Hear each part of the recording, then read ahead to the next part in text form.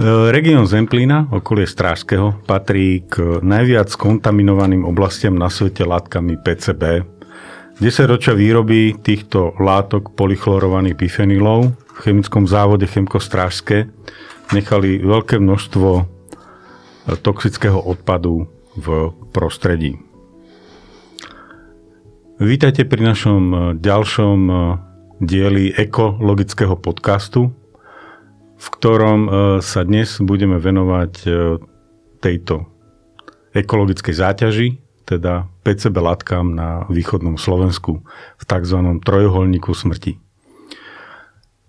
Dnes som tu ja, Palec, Pavol Kečkeš, potom je tu moja kamarátka Kaška, Danka Plášková. Ahojte. A dovolte mi srdečne privítať docenta Ladislava Štibrániho z Fakulty chemickej a potravinárskej technológie, ktorý je naslovozatý odborník na túto tému. Preto sme si ho dnes sem pozvali. Vítajte. Vítajte. Dobrý deň.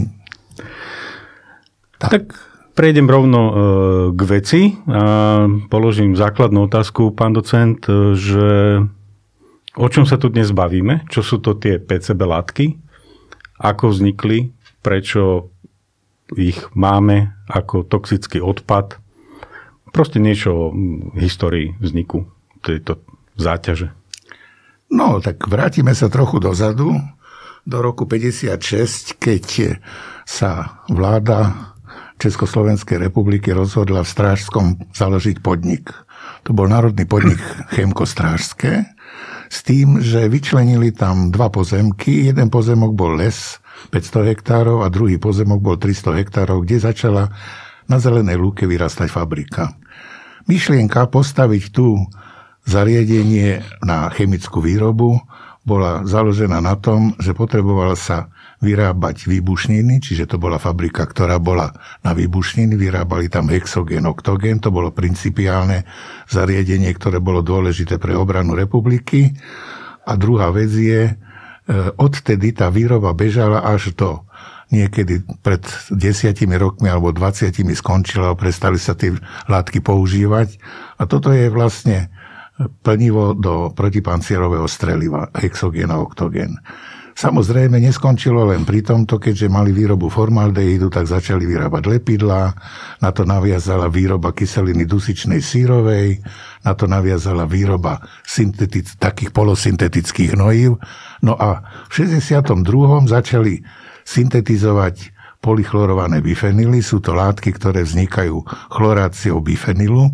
To sú 2 benzénové jadrá spojené jednou väzbou. Takže na tých jadrách je 10 uhlíkov, ktoré sa dajú vymeniť tie vodíky, ktoré sú zraní za chlory a tým pádom vzniká zlúčenina monochlor až dekachlor bifenyl.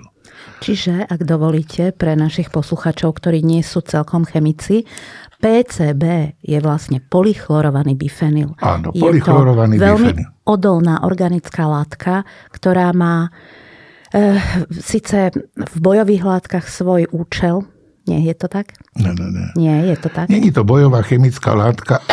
Ono treba povedať, že pôvodne tá výroba bola založená na tom, že tieto látky sú mimoriadne odolné voči teplu, stabilné, majú dobré vlastnosti, sú nehorlavé, v kondenzátoroch zvyšujú dielektrickú konštantu, čiže pri menšom množstve polepu a menšom kondenzátore je väčšia kapacita. Dali sa použiť ako teplovýmenné nosiče, čiže vy doma, keď kúrite v radiátore, tak vám tam cirkuluje voda. Táto látka má teplotu varu okolo 300 stupňov, niektorý z tých delorov, lebo je delor 103, 105, 106, takže to je podľa počtu chlórov a tá čísielko na konci znamená percento obsahu chlóru. Čiže v 103 je 30% chlóru. Treba povedať, že tá reakcia nebeží selektívne.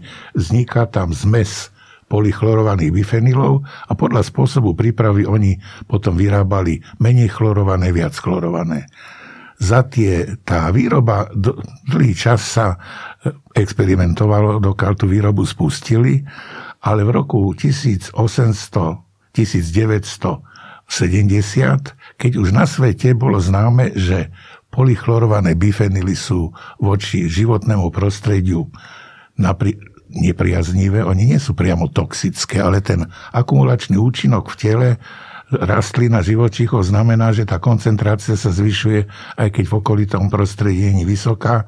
No a tie vedľajšie účinky potom toho, že máte v tele nejakú látku, ktorá vás sprevádza od okamihu, keď sa do vás dostane až prakticky do hrobu, lebo to sa neodbúrava. To sú veľmi stabilné látky. Čiže na jednej strane boli stabilné a na druhej strane boli na nič. Keď to začali vyrábať, tak samozrejme bola nejaká toxikológia, boli nejaké informácie o vlastnostiach a vyzeralo to, že sú to látky toxicitou sa približujúce bežným olejom. Olej je tiež toxická látka, to je enkový odpad, liter oleja, 1 000 000 litrov vody, čiže toto je takisto. No a tým pádom vlastne ani neprišli na to, že tá toxicita je vysoká, to prišli v zahraničí, kde začali utlmovať výrobu. No a my, keď sme záňali devízy, tak čo urobili sme? Zvýšili sme výrobu. Najprv 600 tón za rok, potom 1200 tón a v špičke sa vyrábalo 2000 tón ročne. Dohromady do roku 84, kedy sa výroba zastavila, sa vyrobilo 21 540 tón. 540 tón všetkých výrobkov, tých bolo 18. Ale dva hlavné výrobky, Delor 103 a 106, tvorili 95% tej produkcie. Deloru 103 sa vyrobilo 15 000 tón, 106 sa vyrobilo 5000 tón, ale Delor 106 zase sa používal do náterových farieb. Takže sa pridali do farie, potom ste si natreli nábytok alebo všetky ostatné drevené konštrukcie, no a dýchali ste a dostával sa to do potravy. Čiže, tie škodlivé látky, tie PCB látky vlastne boli súčasťou týchto výrobkov, ktoré sa potom dostávali, ako vravíte, do náterových látok, prípadne do niečoho. Do kondenzátorov unikali z nejakých potrubí vlastne a tým pádom sa dostali do prírody. No a ešte druhá vec. Zatiaľ, čo všetci, čo chodili do Strážskeho, sa na to dívali tak, že chodili sa tam odfotiť a poprednášať, že aké je to zlé. Takže tam, kde tá ošípáreň bola, tak tam sa minuli všetci ministri, aj pri teplárni. Teraz už hovoríme o súčasnosti. O súčasnosti. Ale nikto sa nezaoberal vlastnou technológiou. A keďže ja som narazil v Strážskom na svojho bývalého študenta, ktorý sa priznal, že som kedysi ho učil, tak ten vzťah bol iný. A keď som ho poprosil ako generálneho riaditeľa, že potrebujem technologický reglement, lebo ten hovoril o tom, jak sa to vyrábalo a jak sa to dostalo do prírody. Tak mi dodali technologický reglement a keď som ho celý prečítal, 33-stranový návod, že čo sa robilo. Taká kuchárska kniha. Áno, takže nebol tam ani jedno slovíčko, čo s odpadmi. Čiže sú dve veci. Jedna vec sú výrobky, ktoré sa dostali do okolia, vytiekli do pôdy, uvoľnili sa vo farbách. To bola jedna. A druhá vec je, pri tej výrobe vznikal aerosol, lebo vyfúkávali chlorovodík do vzduchu. Ten aerosol plával vo vzduchu tam, keď fúkal vietor a keďže dal som urobiť vzorky pôdy z okolia Strážskeho, tak všade sú PCBčka. Sice v malých koncentráciách, pod normou, ale sú. Ja by som teraz možno prešiel na to, ako vlastne tieto, či už zo samotných výrobkov, alebo z týchto odpadov, tie látky sa dostávajú do ľudského tela. A čo vieme o tom, že čo spôsobujú? Do ľudského tela sa dostávajú napríklad aj tak, že pri výrobe tých 21 500 tón PCB ako vedľajší produkt vyrobili 30 000 tón kyseliny solnej, to bol odpad. 30 000 tón kyseliny solnej kontaminovaný polychlorovaným bifenyly sa rozvozili a ako kyselinu solnú používali v priemysle. Za ďalšie sa používalo na neutralizáciu prebytočného chlorovodíka lúh sodný. Ten sa našiel aj v tých odpadoch. Lúh sodný vykryštalizovali ako kuchynská sol a z neznalosti ho možno používali ako posýpku. Takže najväčšia koncentrácia v krvi hasičov, som dal urobiť všetkým hasičom a čo tam robili, rozbor krvi pred a po, aby som mal istotu, že či náhodou si neublížili počas práce, tak tam, kde boli najvyššie koncentrácie krvi u hasičov, tak mi primátor Strážskeho povedal, že tam mali asi skládku soli. Takže viete, posypali ste... posypovej zimnej soli, ak si no a tá išla tam. A tu rozvozili oni z neznalosti, že neznalosti, v podstate je kontaminovaná. A kontaminovali si aj tá solná. Ale rozpúšťala sneh. Tak... Rozpúšťala sneh, no a potom z toho išla do potoka, z potoka tam. A druhá vec je, keď tá výroba išla na maximálne obrátky, tak tá čistiareň odpadných vod nedokázala zachytiť PCBčka, nebola na to počítaná, tak je tam taký odpadový kanál medzi čistiarnou odpadných vod a Laborcom a v tom odpadovom kanáli v hline namerali 1 gram polychlorovaných bifenylov, čo asi 10 000 krát ako norma. Tadiaľ teda stečie voda, pomaly to vymýva, odtiaľ to ide až do Zemplínskej šíravy, ak sa nemýlim. Tam je pod koncentráciou tam je 5 nanogramov na liter vody, to je pod normou, ale je to v planktone. Plankton jedia rybičky jedia šťuky a zo všetkých ľudí, ktorí tam testovali na obsah PCB v krvi, tak najväčší obsah mali rybári. Čiže tie látky sa vlastne dostávajú konzumáciou produktov živočíšnych. Áno, tak sa aj vraví, že vo vajíčkach sa to tam našlo. Lebo ľudia si... Ja som sa pýtal, ja som našiel ten článok, opýtal som sa tej redaktorky, tam mi dala kontakt na tú pani Gazdínu, domáce vajcia, pýtal som sa odkiaľ, no naša kukurica. No tá kukurica, vajcia, ľudia. A čo tieto látky spôsobujú v ľudskom tele? Je taký obrázok, kde je také ľudské telo a potom sú tam šipky, všetko možné to spôsobuje, krv, podobne ako si vývin zubov u detí. A naposledy som sa dostal pri jednej relácii k otázke disruptory. To sú látky, ktoré fungujú v organizme ako náhrada hormónov. Hej, áno. A keď sa to dostane do organizmu, tak ten disruptor nahradí hormón, no a potom sa vám stane, že vám klesne počet spermí asi 8-krát. No to niekoho nebolí, len len nemá deti napríklad. Takže toto je ďalší z účinkov, ktorý tam môže fungovať na tých občanoch, to si nevšimnú. Nie sú to látky, ktoré by po vypití zedení okamžite mali za následok nejakú škodinu. Ale akumulovaním počas dlhých rokoch narazia to jednak v organizme niektoré procesy, ale tie disruptory, to je veľmi zaujímavé, to ma napadlo, až keď tá otázka padla, že či naozaj na ten Zemplíne nie je nejaká menšia pôrodnosť, alebo väčšia rozvodovosť, lebo sa tvrdí, že muži, ktorí to majú v krvi, napríklad z prevádzky, majú menší zájem o ženy. A naopak. Zaujímavé. Blokuje to tieto procesy, ktoré v ľuďoch poháňajú rozmnožovanie. Je vám známa nejaká komplexná analýza týchto následkov, ktoré to môže mať v tom danom regióne? Komplexná analýza je známa. V roku 2007 bola urobená taká veľká štúdia, mám ho. Tam je asi 90 000 analýz. Pôda, rastliny, ľudia, ryby a všetko ostatné. A tie analýzy stáli, keď vezmeme, že jedna analýza je okolo 50 €, tak je to celkom veľký balík peňazí. A tam sú mapy, kde je jasné, aj profesor Trnovec to robil, že kde je v populácii jaká koncentrácia PCBčiek. Tí chlapi, čo robili v prevádzke, mali zhruba 2000 nanogramov na liter. To je koľko násobok pre... Takto, neexistuje na to norma. Francúzi tvrdia, že 1700 je ešte stále akože priateľné, že to neohrozuje. Pre ženy je to 700. A tí chlapi, čo robili v tej prevádzke, mali okolo 2000 a niektorí mali aj viac, podľa toho, čo jedli. Lebo to, ako jete, tak ono to z vás to zostáva v tuku, zachytené. A tým pádom sa to neodbúráva, keďže počas rozpadu, čo znamená zakedy sa polovička hmoty premení na niečo iné, je u Deloru 7-chlorovaného, čiže takého vysokochlorované, 333 000 hodín. Čiže tie látky sú veľmi stabilné a odolné. To za predpokladu, že sa ďalšie neakumulujú počas toho. Áno, ale keďže voda tečie, potôčik, voda takže ono tá kumulácia... Viete, príroda sa s tým vysporiada. Tie nižšie chlorované už prakticky sa skoro nenachádzajú v ľuďoch, ani v tých hasičoch. Ale tie vyššie chlorované zostanú navždy. Ale stále sa ukázalo, že tie látky sa nachádzajú v ľuďoch, ale respektíve stále sú prítomné a škodlivé a ohrozujú obyvateľov. No, odbúranie v tele, tak podľa toho, čo som čítal, prichádza veľmi málo. Druhá vec je zaujímavá krivka, ktorá hovorí o mlieku materskom a obsahu PCB. A tam sú takto štáty Európskej únie a aj Amerika a sú tam na konci dva také stĺpčeky, ktoré vyčnievajú vysoko na tie ostatné. Tá krivka ide takto, potom sú dva také stĺpce. No a ten najvyšší stĺpček majú Česká republika a hneď za nimi sme Slováci v materskom mlieku. Druhá vec je, existuje štúdia, ktorá hovorí, jak to v tom materskom mlieku klesá.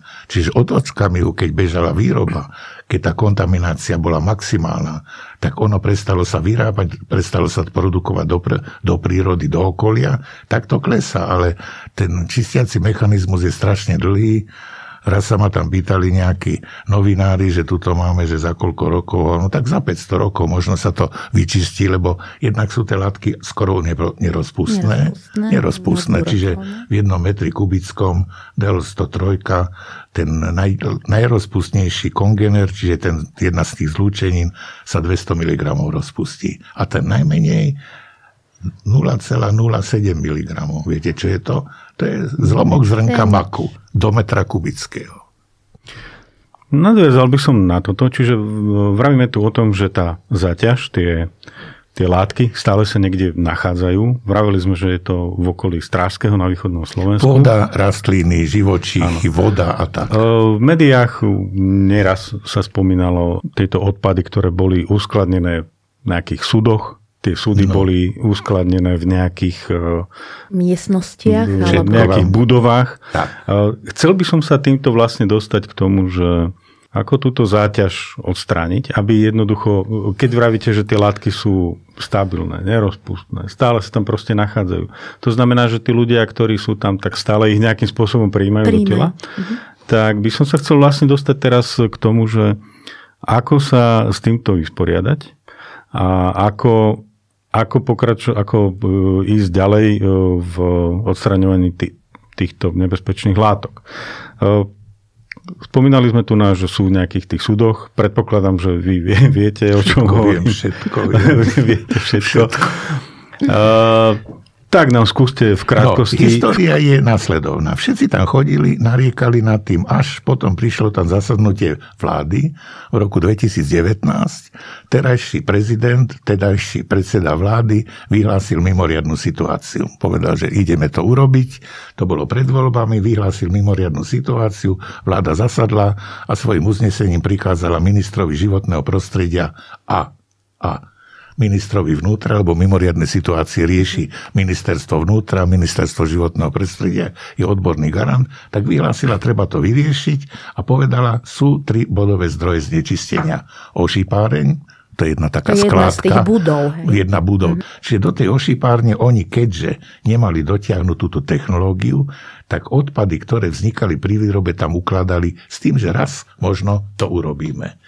Také isté odpady odkladali do podzemnej elektrárne.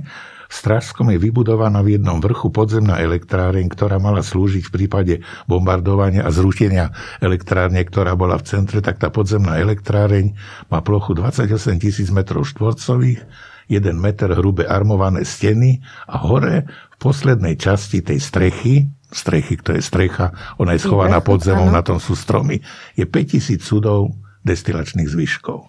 Každý ten sudok, to bol z karbidu, je v ňom 70 kg destilačných zvyškov, čo je zmes polychlorovaných bifenylov a terfenylov. To tam leží. To nehali tí, ktorí skončili výrobu, že uvidí sa. Im sa to zdalo relatívne bezpečné miesto. Áno, tak to si musíme vysvetliť. Tá tepláreň je bezpečné miesto. Tá ošipáreň, tá bola tak, že tam, keď strhne struchu vietor a začne tam pršať, tak sa rozplaví. A potom bola tretia, by som bol ten bodový zdroj znečistenia, to je skládka, o ktorej sa vyprávalo, že sú tam desiatky a stovky súdov zakopané s odpadom a polychlorované bifenily a vytekali z toho také 2 pramienky, v ktorých, keď som dal urobiť rozbor vody, tak naozaj boli polychlorované bifenily. Ale boli len asi 14 krát nad normou. Pôvodne norma bola 50 mg na liter, potom mu znížili na 100 a ja som dal namerať a bolo 140. Či nebolo to nejaké katastrofálne, ale treba povedať, že tá skládka tam slúžila na uskladnenie odpadov z výroby hneď na začiatku, keď ešte nebola oficiálna skládka. A z tej skládky ešte dodneska vyteká voda, ktorá je kyslejšia než kyselina octová. Nezmrzne. Je tam chlorovodíková kyselina, kyslé je to ako 1,6 pH 2. No. Pre mladú generáciu to je úplne sci-fi. Ale to je fajn. Iná planeta. Má to ale výhodu, že tá voda teče len asi 50 metrov od skladky, potom navsiakne. Najbližší zdroj vody, do ktorej by sa to primiešalo, je 1,5 kilometra, tam nič nedotečie. Ale keďže vláda určila tieto 3 zdroje znečistenia sanovať, tak za prvé zohnali sme kontajnery, hasiči za 28 dní nepretržitej práce, pri ktorej ja som to tam riadil, že toto urobíte, tamto urobíte. Ja som bol chemickým garantom, aby sa im nič nestalo a riešil som, že čo majú naložiť a kde dať. Tak sme naložili 152 tón destilačných zvyškov do kontajnerov, ktoré to boli všetky tie súdy, ktoré ste teraz spomínali? Nie súdy, to tam bola hromada, to tam bolo nasypané na sebe, to sa rozbíjalo zbíjačkou. Nie všetko bolo v tých súdoch. Áno, to bolo na zemi, tam bola taká vrstva, ktorú zbíjačkou rozbili, naložili, UNC-čkou nasypali, čiže v 17 kontajneroch, 13 kontajnerov je v každom 10 tón odpadu, ktorý za tie roky, čo tam slnko na ne svietia, som počítal, že sa to tam naloží a potom sa vysúťaží a tento hneď spáli. No nič. 3 roky to tam... v roku 2019, teraz máme 2000... Nie, ja sme nakladali to v roku 22. To sa ešte v roku 22, 19 len tí ministri. Dôležité bolo jedno. Tak sme pripravili materiál na vládu, kde sa povedalo, že potrebujeme 500 000, vláda schválila 500 000, tak všetky zložky, čo boli, som zobral do labáku, skúsil to spáliť a keď som vedel, jak sa to chová, tak potom tí hasiči boli bezpečne, ako robili tam v ťažkom odeve, proti chemickom filtre, tam sa stredali 3 sady ľudí, ktorí do obeda traja, po obede traja, potom sme ich ospriechali vodou, aby sme s nich zmýli ten prach. No bolo to napínavé, ale nikomu sa nič nestalo. Sú to znamená, také malé hrdinstvá, musím povedať. A ich hrdinstvá. Čiže to je odpad, ktorý tam teda bol, dal sa nabrať, zobrať, dalo sa to do tých kontajnerov. Dúfame teda, že tie kontajnery sú dosť tesné. Kontajnery som dával návrh urobiť z 5 mm oceľového plechu, čiže hrubé sú špeciálne utesnené, aj po tých rokoch z nich nič neuniká. Čiže stále, ale tie kontajnery sú stále tam, hej? Už sú tam pomaly 3 roky, vďaka tej konštrukcii, ktorá bola masívna, vydržali. Dneska Ministerstvo životného prostredia vysúťažilo firmu Detox, ktorá má zmluvu s nejakou firmou v Rakúsku, ktorá to spáli. Čiže jedna z ciest dekontaminácie je termická deštrukcia. Tie techniky biologického odbúrania alebo iné sú založené na tom, že sú tam malé koncentrácie, že na pôdu, vo vode a tak. Ale v takýchto koncentráciách, kde je kompaktne tá hmota sama, polychlorované bifenyly, terfenyly, tak termické metódy sú najúčinnejšie. Vláda vysúťažila firmu, áno, v januári tohto roku, myslím. Áno. A teraz v marci už tá firma mala začať No nebolo to v januári, tento rok takto. Minulý rok v novembri končila súťaž. Aha. A na poslednú chvíľu vyhral Detox. Aha. Oni podpísali zmluvu. Tá zmluva je, že na likvidáciu tých 152 tón majú 12 mesiacov, čiže budú to nakladať a prekladať. Ten odpad sa nedá s tými kontajnermi odviesť tam. Väčšinou sa to dáva do hermetických nádob, ktoré sa potom hádžu priamo do nejakej pece, čiže to musia preložiť. Ale je tu nádej. Za Odora sme ešte pomocou poslancov parlamentu tlačili na vládu, aby dala peniaze. Odorová vláda uvoľnila 1 milión eur na likvidáciu odpadu zo šipárne na tých 152 tón. Šipárne je jedna z tých budov. Áno, jedno ohnisko, kde sa to nachádzalo. Rozumieme. A na teplárenie 5 miliónov. Čiže peniaze sú. Čo je dôležité, že vláda dala peniaze na to, aby sa to mohlo vôbec pohnúť. Lebo väčšinou je to tak, že všetci by to aj urobili, ale bez peňazí. Ak rozumiem, tak toto sú tie zaobalované odpady, alebo teda súdy. To sú odpady, veci, ktoré sú fyzicky na akomsi mieste identifikované a potom je tam pôda, les, voda, v ktorej je to rozptýlené a tá je... Ešte sa vrátim k týmto odpadom, ktoré sú už teraz v tých kontajneroch. Myslím, že v marci mala tá firma Detoxu začať s prevážaním, alebo respektíve povedzme to tak, že s zneškodňovaním. Oni sú len sprostredkovateľia. Áno, oni to odvezú do spalovne do Viedne, tam sa to spáli, lebo Viedeň má na to technológie. Myslím, že to spalovňa vo Viedni sa spomína. Je tá spalovňa pred Viedňou, kvalifikovaná krajina, ktorá sa stará o bezpečnosť občanov má vždycky vybudovanú 1 až 2 spalovne nebezpečných odpadov, ktoré v kilotonách, 20 kiloton, to nie je pár kil. Ale u nás tie kapacity myslím, že nie sú. U nás je jedna spalovňa v Prešove, taká maličká, druhá je v Kisuckom Novom Meste. Kisucké Nové Mesto má 1500 tón, hlavne páli nemocničný odpad infekčný 80-01-03, čo je treba, lebo... To je číslo nebezpečného odpadu. To je ten, pre tých, ktorí a ten infikovaný.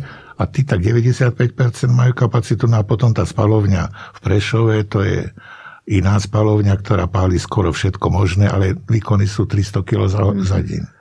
K tomuto mám otázku, čiže vlastne tých 150 tón predstavuje všetok ten tuhý odpad, ktorý sa tam nachádzal? Ktorý bol v ošipárni. V ošipárni. A čo s odpadom, ktorý je v tej teplárni a ešte na tom ďalšom mieste? Tak, tým pádom, lebo to je iba nejaká malá časť teda toho tuhého odpadu, ktorý sa tam nachádza. No, tepláreň, keď som tam prišiel, tak mala tam také drevené bukasové dvere s takou pentlicou, ktorá bola paličkou zapichnutá, takže každý, kto by si tam prišiel a do baťohu nabral z toho odpadu, hodil to do najbližšieho potoka, by spôsobil ekologickú katastrofu. Tak zabezpečené to nie je vôbec. Je všetko zabezpečené. Pán riaditeľ dal vytrhnúť jedny železné 90-ky dvere, je to tam zamknuté, natreté a ešte je na to mreža. Teraz je to zabezpečené, nikto sa tam nedostane, kľúčiky majú hasiči, takže môže to ďalších x rokov, dokiaľ sa nenajdu peniaze a neviera niekto, tak ten sa pustí do toho, čo je tam na tej povale. Ale tak, jak je tá budova konštruovaná, zatiaľ to do okolia neuniká. A keď je to tam 50 rokov a mám tu analýzy okolo teplárne, 2 krúhy koncentrické, jedné z povrchu, druhé takže zatiaľ tá budova, tie steny držia, lebo oni boli počítané na bombardovaní, takže je to v pohode. Keďže úloha bola vyčistiť vodu, ktorá vyteká z toho jazierka, to bola moja úloha nás, tak som vyvíjal techniku analytickú, ktorú som mohol v laboratóriu využiť na to, aby som orientačne videl, jak to beží. A zistili sme, že existujú sorbenty, ktoré veľmi silne naviažu z vody to polychlorované bifenily pri tých koncentráciách. Čiže predstava je, že že voda, rastliny, živočíchy, keď to v tej vode vychytáme, nedostanú sa do rastlín a tým sa ten potravinový reťazec preruší. Čiže je predstava, že ak by sme celoplošne použili takéto sorbenty do pôdy, tak tá pôda, aj keď bude mať polychlorované bifenily, tam pobežia 2 procesy. Jednak tá pomalá degradácia a druhá vec je, nesmie sa to dostať do potravinového reťazca. Čiže keby sme využili tie skúsenosti, ktoré máme, čiže existujú techniky, ktoré keby sa zapracovali huminové kyseliny alebo karbonové sorbenty, tak tým pádom by tá pôda prestala dodávať to do toho živočíšneho reťazca, ak si videli, že tie vajíčka z tej kukurice by to nemali, lebo by sa to zapracovalo do pôdy, nebude v kukurici. Čiže je tu nádej, že existujú techniky dekontaminačné a keďže tieto techniky sú zaujímavé tým, že sa dajú použiť aj na iné pesticídy, nielen na toto. To je ako univerzálna technika, aj nájsť špeciálny sorbent, dať ho do toho, tým pádom sa to preruší.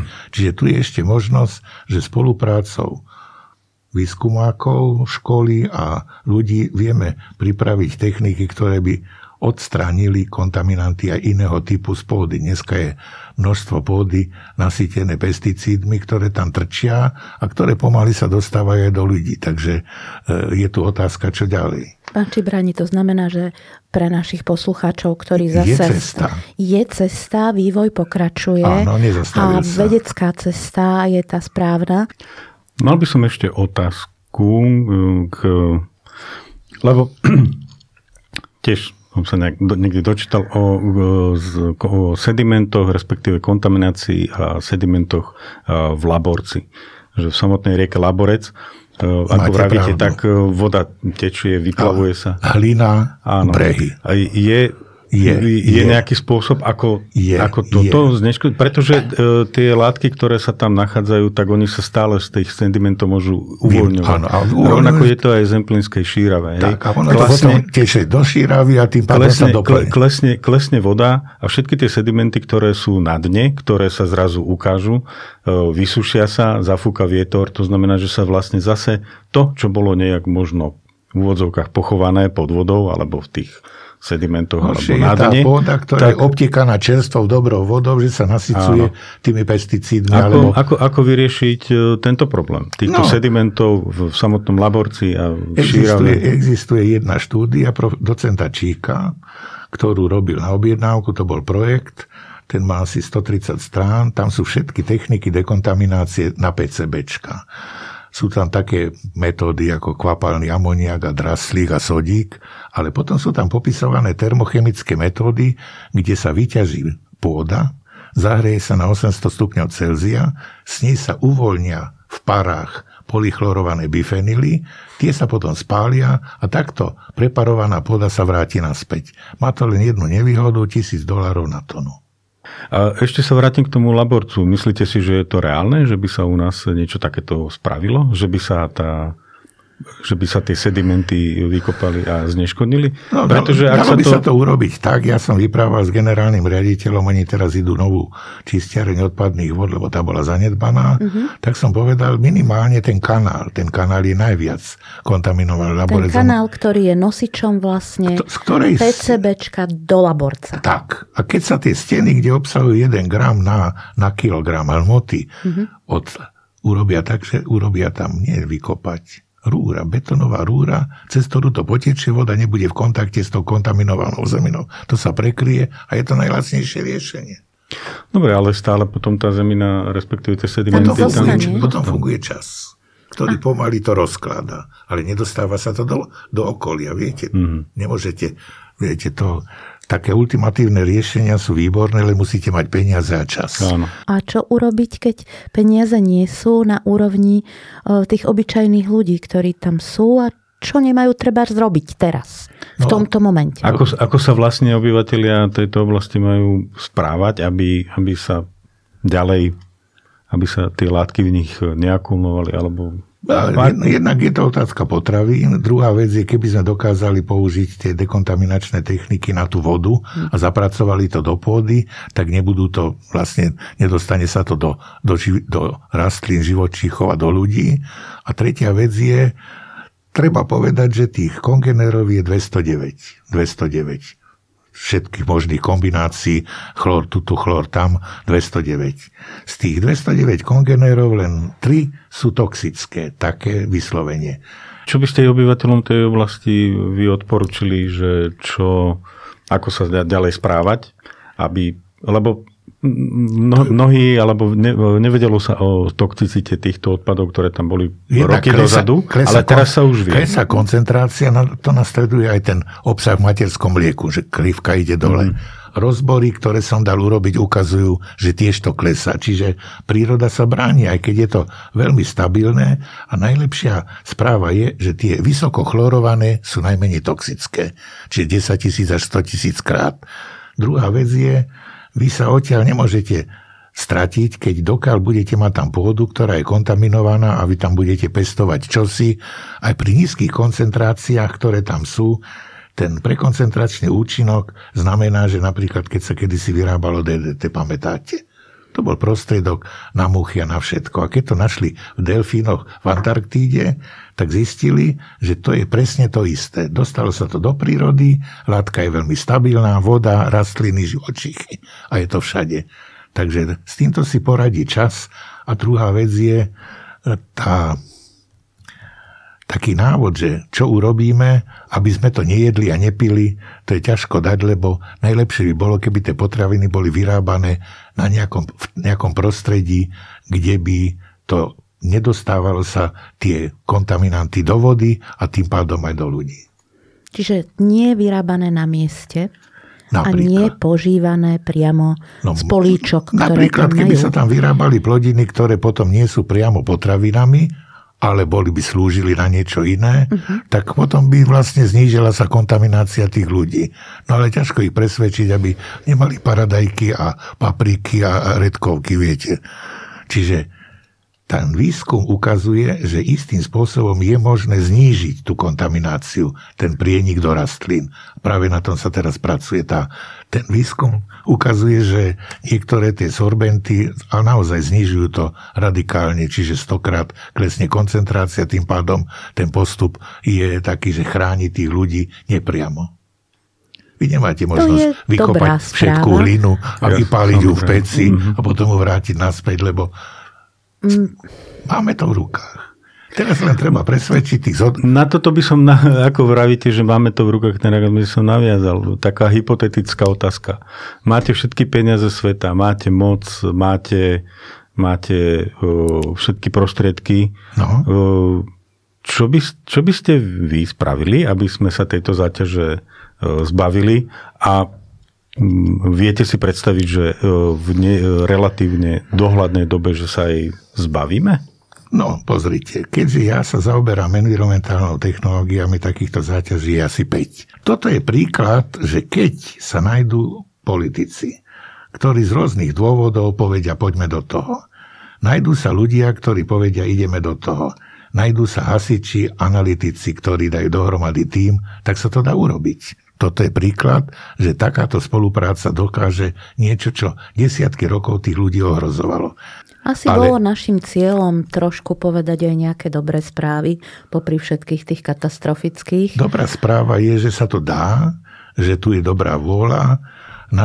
Ja som učiteľ, celý život som učiteľ na vysokej škole, ešte teraz tam fungujem, je vychovávať environmentálne zdatných inžinierov, aby prevzali tú štafetový kolík a pokračovali ďalej, lebo však inakšie sa to nedá. To je beh na dlhé trate, viete. Takže tieto skládky majú nevýhodu, že jednak otravujú okolie, druhá vec je, väčšinou to nevidíte, a tretia vec je, čo je najhoršie, u nás neexistuje environmentálna legislatíva, ktorá by tých ľudí, ktorí dostanú papier, že môžu nakladať s odpadmi, potom ho pozberajú a na nejakom nestraženom mieste ho vyhodia, lebo keď vás nájdu s takým dlhším nožíkom, tak vás odsúdia, že ohrozujete okolie. Ale keď niekto na nejakom mieste skladkuje stovky tón odpadu, ktoré unikajú do prírody a vy tam bývate a dostane pokutu a je to vybavené.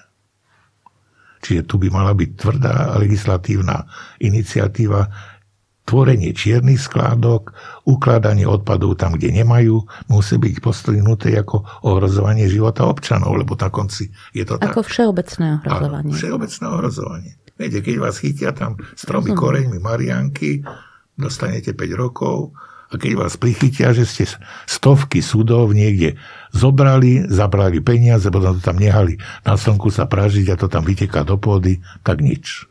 Rozhodne je teraz našou úlohou aspoň trošku zvýšiť nejakú povedomie, nejakú vzdelanosť a vážiť si veľkú prácu vedcov, v tomto prípade vás, pán Štibráni a celého kolektívu.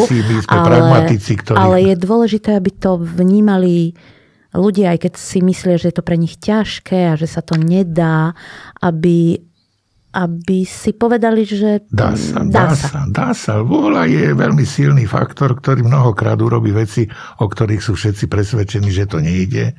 Viete, ja učím na škole a sú tam také laboratórne cvičenia. A sú 2 typy študentov. Jedni, keď sa chytia tých paničiek, ktorí nikdy to neurobíme, nepodarí sa. Skoro sa im to vždy podarí neurobiť. Tí, čo si veria, že to ide, tak väčšinou majú šancu uspieť. Čiže keď pristupujete k riešeniu problémov zo začiatku s pocitom, že sa to nedá, tak svet sa bráni a nedá sa to. Takže my budeme veriť, že sa to dá. Dá sa to? Dá sa. Vieme, že sa to dá a budeme veriť, že tu bude ďalej vôľa tých, ktorí o tom vedia rozhodnúť, že sa to dá a pôjde sa do toho a nielen táto záťaž, ale aj ostatné, že sa budú... Pri tejto práci som sa keďže som bol v politike, tak som sa obrátil aj na politikov a všetci priložili istým spôsobom ruku k dielu, keď sme povedali, že to ide. Čiže oni politicky tlačili na to, aby boli peniaze. Druhá vec je, politici sa snažia niečo urobiť, keď už sa o tom vie. Čiže to je ďalší parameter, ktorý treba podporovať.